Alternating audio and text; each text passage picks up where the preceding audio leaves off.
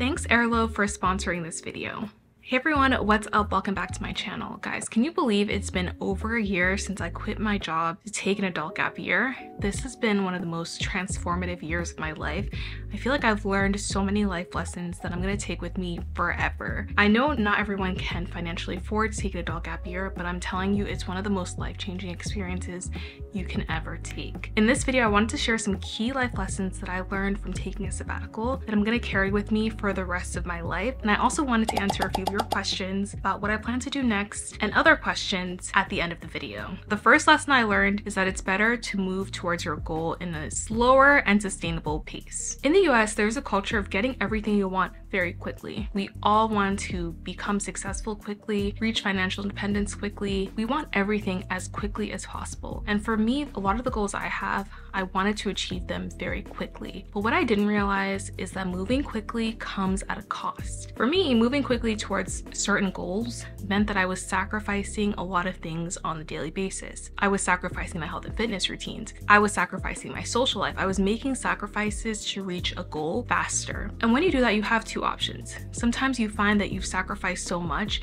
and you've been going so hard and pushing yourself for such a long time that you hit a wall and you hit a point where you burn out and you have to take a significant break, which is where I found myself. I'd been doing too much, so I had to take a break. Or you find that you reach those goals, which I've reached certain goals, but then you find that it's a bittersweet moment, right? You've been working hard to reach this goal, and when you reach the goal, you discovered it was kind of anticlimactic. Because of all the sacrifices you made, sometimes you wonder if getting your goal was actually worth it. You feel resentful because your quality of life was awful in your path to getting towards that goal. So I felt both those ways, and for me, I've realized that that is a losing strategy, focusing on speed and getting to your goal faster. For me, I'm taking a much more sustainable and consistent approach to reaching my goals, and I feel like that's a better long-term strategy for me. At the end of the day, I know this is very cliche, but life is not a race. You're not really competing with anyone in the game of life. It ends the same way for all of us, and there's also no actual award for reaching certain goals faster than other people. So for me, I still am going to have my goals, but I'm going to prioritize a consistent and sustainable path to reaching those goals. The second lesson I learned that it's so important to have your routines and systems perfected. For me, I realized that I did not have actual routines and systems when it came to doing all the different things that I wanted to put on my plate. I realized that it's so important to have a healthy and sustainable and consistent routine, and that's how you reach your goals, not just immediately trying to dump so much energy towards reaching your goals. You have to really integrate reaching those goals in your systems. So for me, this year, I'm prioritizing creating really healthy systems for myself and really healthy routines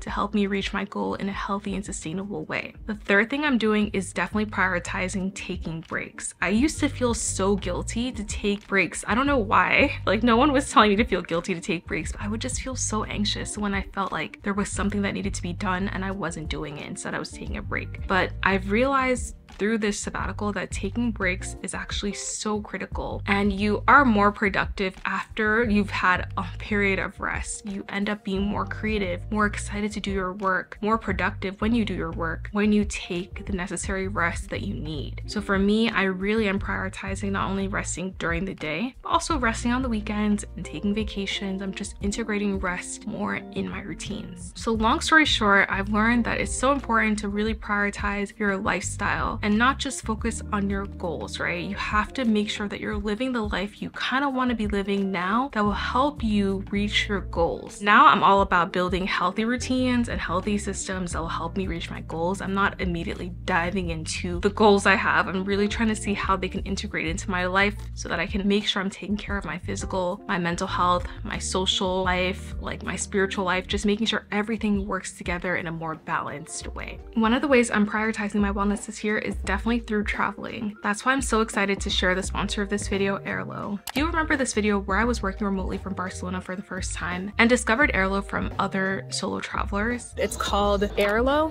and it's a super convenient app. Ever since that trip, I've used Airlo, especially during my sabbatical vacations to Europe and Japan, because it's truly the most convenient and affordable way to get data coverage when you're traveling internationally. Airlo is the eSIM, so you no longer have to go to the convenience store or find a vendor at the the airport to get data coverage and a SIM card installed on your phone. You can just download Airalo, choose the country, choose the amount of data you want, and then you have data coverage instantly on your phone. I usually do this before I reach my destination, so I have data coverage when I arrive. So make sure to download the Airalo app today using the link in the description box or this QR code on the screen, and use my discount code Bacola3 for $3 off your first eSIM. So now I wanted to get into the questions that I got from you guys on Instagram. So one of the first questions I got was, how are you maintaining your lifestyle? So I made an entire video about how much I decided to save to take a sabbatical. Honestly, the budget has been pretty good so far. I think I overestimated how much I was going to spend during my sabbatical, but I saved like 1.5 years of expenses, so 18 months of expenses. And I also had investments on top of that because I've been saving and investing over 50% of my income for my entire 20s, basically. So I did have a little nest egg that I could dip into if I ran out of my sabbatical savings. Thankfully, I have not run out of my sabbatical savings. And with health insurance, I have that because I got married. So that's the way I've been able to support myself financially throughout this break. I also do content creation, but for basically a year, I did not take any sponsorships, which was a very untraditional way to do content creation, but I really wanted to take the time to work on myself. So the second question are around, what are my plans moving forward? Do I plan to go back into the tech industry? And yes, I plan to go back into the tech industry. I'm gonna spend Q2 just finishing up my app offline, my screen time management app, and making sure it's at the right place. When I feel like it's at the right place, which I'm assuming will be at the end of Q2, then I'll probably start looking for jobs from Q3 onwards, and I will document that process and I'll let you guys know how that goes. But yes, I am planning to get a job, just need to make sure that offline is at a good enough spot. The next question I got was around the scary job market. So yes, it is a very crazy job market right now. From talking to friends, it's taking 6 months to a year to get an offer, and I know some people are very discouraged, and it's just a lot of chaos. There are layoffs, so many things that are making people afraid to look for a job during this job market. And I will be honest that I thought that this whole layoff situation would be solved by the time I was looking for a job, which was very optimistic. That's not the case, and that's okay. I do think that it is a scary market. I am not scared because I don't want to be scared.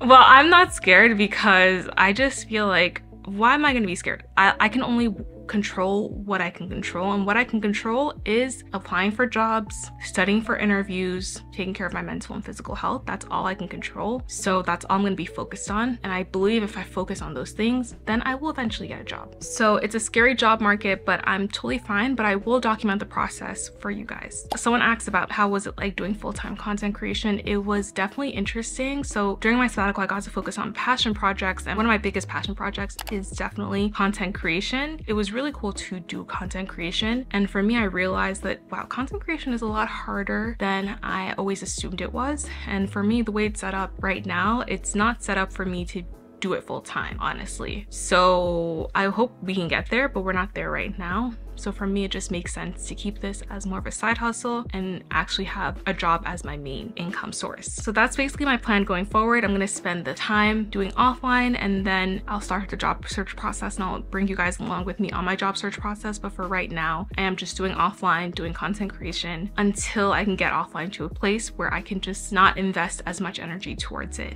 I'll let you guys know to check out offline if you're looking for a screen time management tool to help you bring down your screen time. But thank you guys so much. Thank you for joining me on this entire sabbatical journey, from quitting my job, traveling, trying different content styles. Thank you so much for following me through that entire process. I really appreciate you, and I will see you in the next video.